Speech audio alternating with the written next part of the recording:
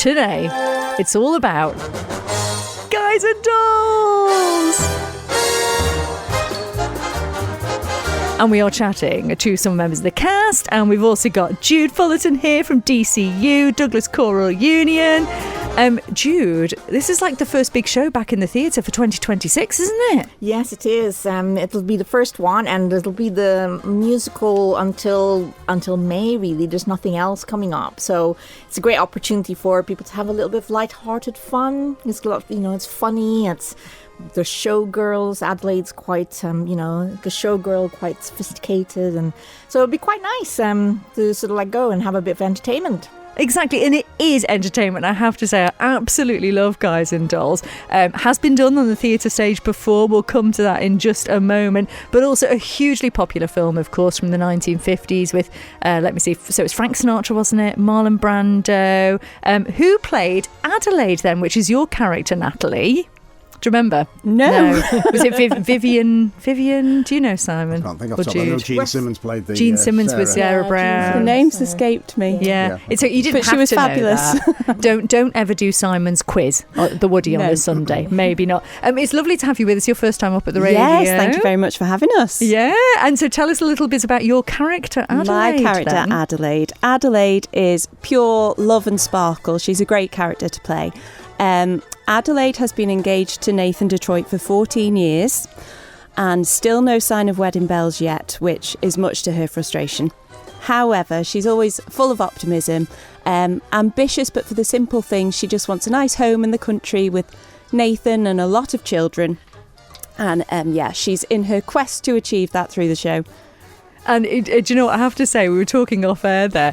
You've got one of the best songs in the show to sing, haven't you? It's a fabulous song. Yeah, it's a great song. Adelaide's Lament is a joy to sing. And that's the thing, isn't it? Because, Jude, this show is partly about those songs. There are so many big songs in Guys and Dolls, aren't there? Yeah, that's right. And I think people who'll come to watch it will remember a lot of the songs, and they'll probably go leave the theatre, hopefully, singing some of the songs or at least humming them. Yeah, they will. Well, I tell you what, I'm going to play a tiny little bit of Adelaide's Lament, so you can just remember. You'll all know it as soon as I start playing it. You might not have known it was called Adelaide's Lament, but remember this? It says here, the average unmarried female, basically insecure, due to some long frustration may react with psychosomatic symptoms difficult to endure, affecting the upper respiratory tract. In other words, just from waiting around for that plain little band of gold, a person can develop a cold. Oh, see, you knew it. Wherever you It's so good. How does it make you feel hearing that? Oh, it's bizarre and very surreal, but yeah, it's exciting at the same time. It is exciting. And your character arc with the pair of you is quite brilliant. It's definitely worth going just for that, but there's so much more that's going on as well. And we have Nathan Detroit with us as well, Simon Fletcher, as we were just chatting. This is not the first time you have been in Guys and Dolls on the Gaiety stage. No, I was in it a number of years ago. I think it was 1998 when I played the part of Sky Masterson, so it's quite nice to revisit the show and play a different role. A more sort of comedic role. Nathan is, as we know, has been engaged to Adelaide for 14 years. It somewhat replicates my real life, really. I've managed to get to the wrong side of 60 without getting married, so maybe it's the part that I've been waiting to play for a long time. A girl can develop a cold, Simon. Yes, I know, yeah. But he's a gambler, but he organises a lot of the crap games, the dice games that the guys are playing. It's set, as we know, in New York, and there's underground gambling going on. He spends a lot of his time fast talking and trying to avoid the police. And at the same time, he loves Adelaide dearly, but he just doesn't feel the time is right for getting married just yet. He wants to make sure that he has enough money to provide for her, and he doesn't feel that's... He's always sort of one roll of the dice away from being in dire straits and one roll of the dice away from being like Sky Masterson, who he looks up to as being the greatest gambler going, you see. So he aspires to be like him and have his sort of money, but it hasn't happened as yet.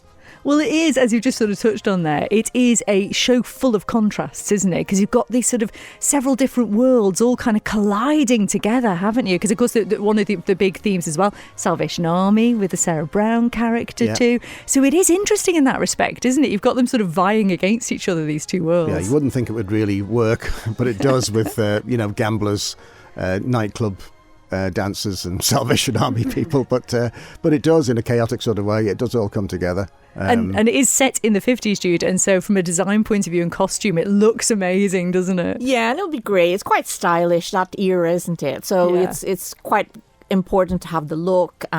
So we're obviously hiring the sets and the costumes, but it's also sort of like making sure that, it looks right for the show that we're doing. And I'm guessing, Natalie, that you have an awful lot of fun because it's really funny, isn't it? Oh, it's so much fun. It's so much fun. It's a really comical show. And like you say, it's interesting to see the completely different groups, the Salvation Army, the gamblers, the hotbox dancers, and how their lives kind of intertwine and the relationships develop between the groups and across the groups as well. You have so many big funny moments. I don't think you could watch it and not laugh. So we hope that, it's a light-hearted night out for all the people who come and visit us. It is definitely feel good. And I'm guessing you are right in the throes of rehearsing now. You put an awful lot of effort into these shows, don't you? How long have you been rehearsing so far? We've been rehearsing since September. Wow. But yes, we're into our final 3 weeks, just over 3 weeks. So yeah, it's really picking up. Good choreography numbers in there, Simon. I can't even say the word, let alone dance. Yes, we have Perry O'Day, who's our choreographer, coming back this weekend to check what's been happening whilst he's been away and to adjust anything that needs adjusting or add something that, what he feels might need. I mean, the picture that paints is very interesting. Thanks for that one. Perry's done so well for himself, hasn't he, Jude? Yeah, he finished with, he was in Evita, the last one, and which I fortunately got to watch, which was great. But yeah, he's been a busy boy. He's taken a little bit of a break now, but I presume he's going back into it again because he's been back to back with shows. But it's been great to have him, and it's great to have local person coming back, and who has been in Guys and Dolls in the West End himself. He did Guys and Dolls as well, so he knows great. What he's doing.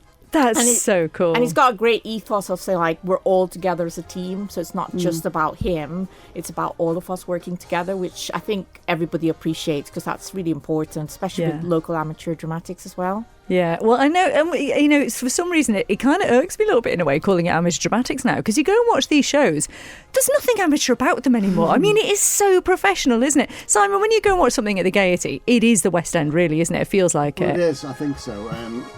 Although most people, have full-time jobs, they all love the theatre, they all want the show to be at best it possibly can. And the shows and not just the people on stage, but all the technical side of it, it's just got so much better over the last 10, 20 years. You get to a certain standard and people just expect it now. They're paying good money to come and watch you, so you have to be absolutely on the ball, as professional as you possibly can be. And I think, we are. Absolutely. Well, Jude, when can people see this fantastic show? Well, we open on the 21st of February and finish till the 26th. We've got 2 matinees, which is the first Sunday and then the Saturday. But aside from that, it's every night. So that'll be at the Gaiety. So hopefully everybody can come and watch. And why do you think... Jude, it's 28th, not 26th. Oh, 20... well, might lose 2 days. Might lose 2 days of people. 2 days. Yeah, 21st to the 28th of February at the Gaiety. You can get tickets in the usual ways, of course, villagaiety.com, or give the booking office a call. Natalie, why should they come and see it? Why shouldn't they come and see it? If you're into a good night out, a lot of laughs, iconic songs and love stories thrown in, then this is the show for you. 1 to 3 with Christy D. Main Street.